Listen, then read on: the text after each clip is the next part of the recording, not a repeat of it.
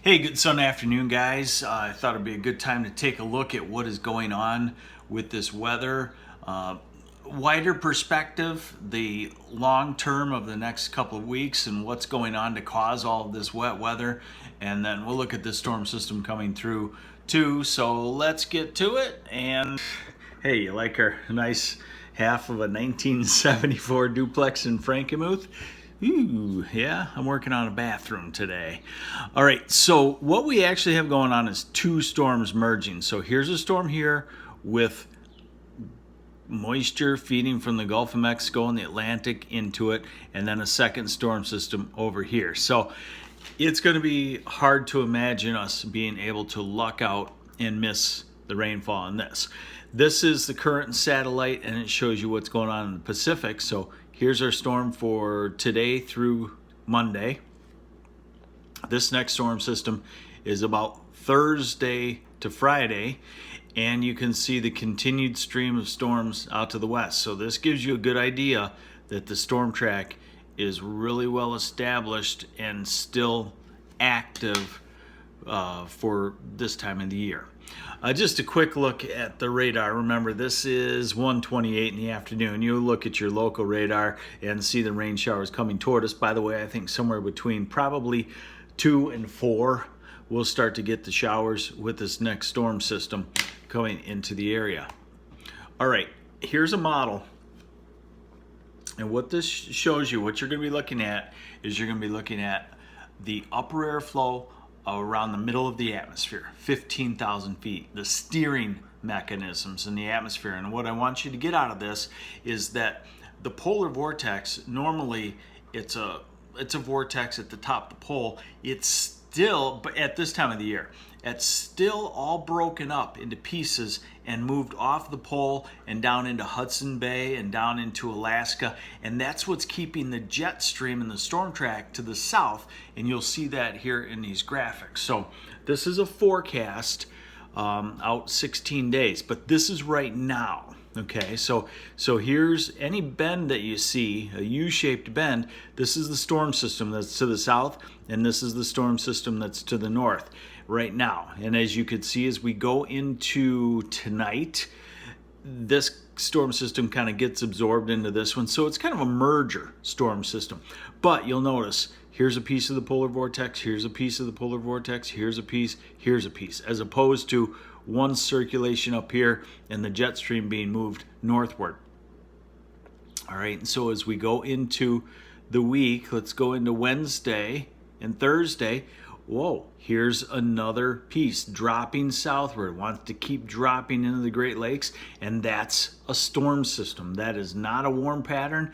That is a showery pattern. Look how these storms kind of rotate around, come back up into the main piece of one of these pieces of the polar vortex, and then they dumbbell back around. And out here, you're seeing a lot of storminess, and on the south side of these main low pressure centers, they spit out bits and pieces of storm systems. So the next rain would be Thursday into Friday, and then we go into Tuesday, June 19th.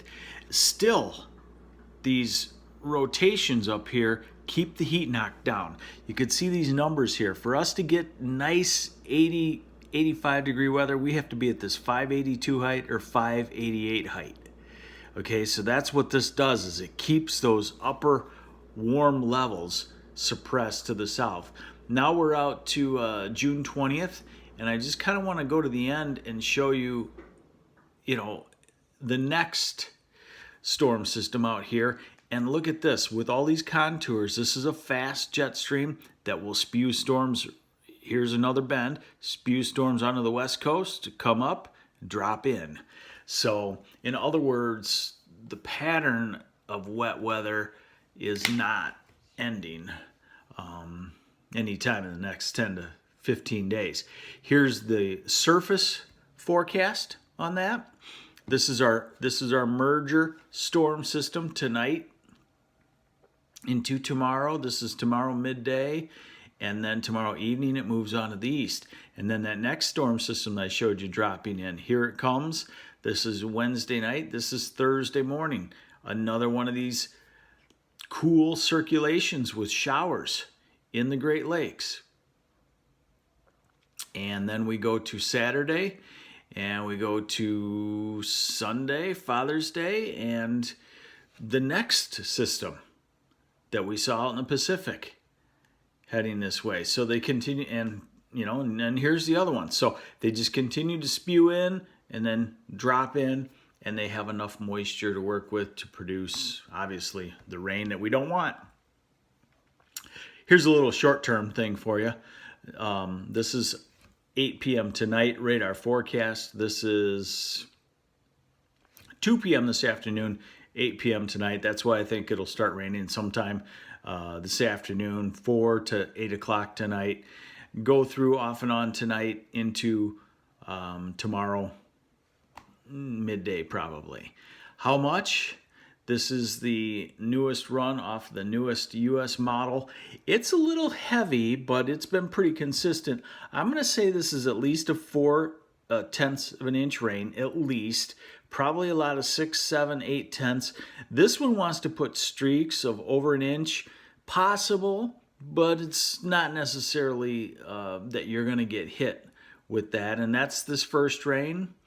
And then, the next rain starts coming in on Thursday. This model just coming in. Let's go back to the run 6 hours ago.